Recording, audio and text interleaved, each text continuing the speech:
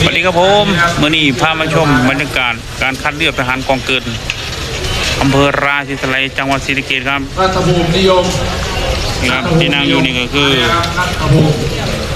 ลูกหลานบ้านตรงต้นห้วยใหม่ดอนม่วงนะครับในตำบลหนองอึ่งนะครับ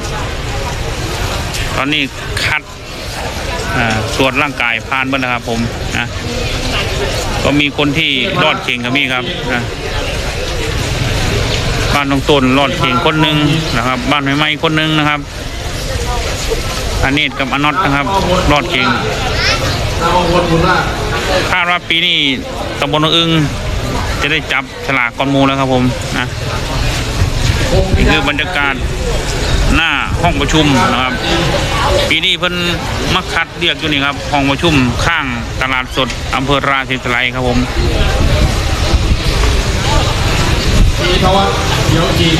เพื่อครับท่ามกลางอากาศที่ร้อนอบอ้าวนะครับเมื่อนี้ก็คาดว่า41องศาครับนะว่านนี่ก็41องศาแม่ค่าหลายนะครับเมื่อนี้เพื่อครับคุณครับพี่น้องพ่อแม่พี่น้องที่เดินทางมานำลูกหลานกับไปนั่งอยู่น้ำห่มใหม่ครับผมนะรถหลายครับฮะอีก2 คนหาย2 คนปกติมีอยู่4 คนครับแต่มาแค่2 คนอีก2 คนหายบ่มาตอนนี้ตรวจร่างกายเรียบร้อยแล้วครับรอจับว่าน้องอื่นได้คิวแรกเลยน้องอื่นคิวแรกเลยนะ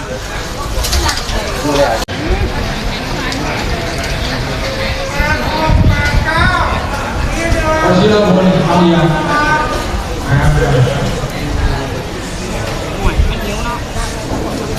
ที่เราคนทำอย่าง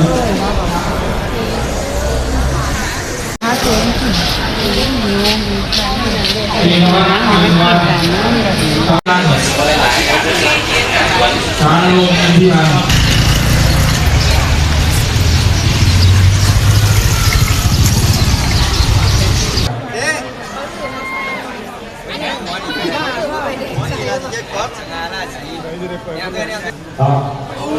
5 ไปนะครับจับ5 ไปนะ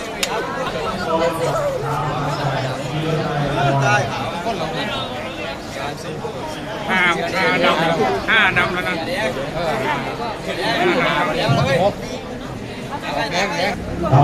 ดำ6 ไปนะครับพูดถึงหลังก็จะเซียวแล้วดำ6 ไปนะครับ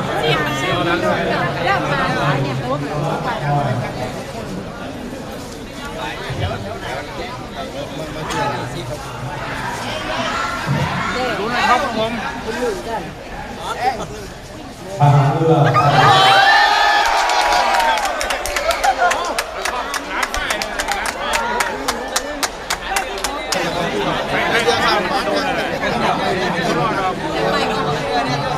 เพราะว่าพ่อก็เป็นแเราคนเป็นทหารมาเลยเราทำมาลุ้นน้ำครับผมน้ำผ่าน